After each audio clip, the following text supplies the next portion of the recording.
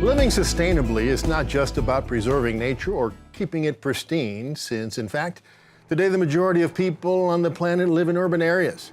So if we are to learn how to live sustainably in order to avert climate catastrophe, cities will need to learn to coexist with nature without destroying it. Many places are already investing in the infrastructure of the future, including renewable energy, energy efficiency, and sustainable mass and personal transit. But the modern city still has a long way to go. Professor Stephen Cohen is the executive director of Columbia University's Earth Institute, and in his new book, The Sustainable City, he provides a broad overview of the urban systems of the 21st century, examines policies that are already being tried in cities around the world, and points to ways by which even more progress can be made. Professor Cohen joins us now. Professor, thank you for joining us once again on Metro Focus. Thanks for having me. So first of all, Professor, what is a sustainable city? How do you describe it or define it? Well, I focus on physical issues. So it's a city that uses as much renewable energy as possible, is energy efficient, uses material with recycling as much as possible, produces as little waste as possible, handles its waste effectively, and has the least possible impact on the surrounding environment. Now, Professor, as you know, there are many Americans who associate sustainability with a need to sacrifice the comforts and the efficiency that they're used to. Are they right? Are those Americans right in thinking that sustainability means sacrificing the comforts that we become used to? No, I think it's the opposite. I actually think that, and also I think that's a losing strategy. Environmentalists have been saying, you know, the way you have to deal with this is to sit alone in the dark with a candle. Nobody wants to do that, and nobody wants to give up their comforts. And so part of the question is, how do we deliver those comforts with the least possible impact on the environment? So people in the suburbs want their SUVs. Well, let's have them be electric SUVs that are based on renewable energy.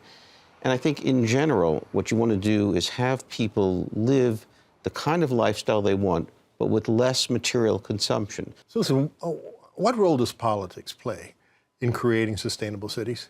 Well, part of it is you need political support to build the infrastructure. I mean, we've been in an anti-government era in America since Ronald Reagan's presidency in the early 80s. And you need money for mass transit. Look at what's happening to this city's mass transit system. You need to modernize the electric grid. You need advanced waste management systems, better sewage treatment. And we've had a lot of this. I mean, New York City is far cleaner today than it was in the 1960s and 70s. We used to burn garbage in apartment incinerators. We used to dump raw sewage into the Hudson. You know, none of that happens anymore because we've applied technology to these problems. So, you know, even if a city like New York, let's say, or any other city has the will to do what's necessary to become sustainable, can it do it? Can the city do it without the support of state governments, and particularly of the federal government? It would be better if we had a federal government. I think that would help. But if you look historically, New York built the Erie Canal without federal money. We built our water system on our own. The electrical grid was privately funded. The mass transit system originally was private. So we can do it. We have the resources. People just have to decide that they're willing to invest in the future. And what's at stake? What are the consequences if we don't develop the will to begin to create or to further develop sustainability? I think that the consequences are eventually paying the price of a poisoned planet. I mean, I was in EPA in the Superfund program in 1980, and since that time, we've spent $500 billion cleaning up the toxic waste that we dumped from the 1920s to the 1980s. It's pay me now or pay me later. You know, for every dollar you spend cleaning up the air, you get $15 back in benefits.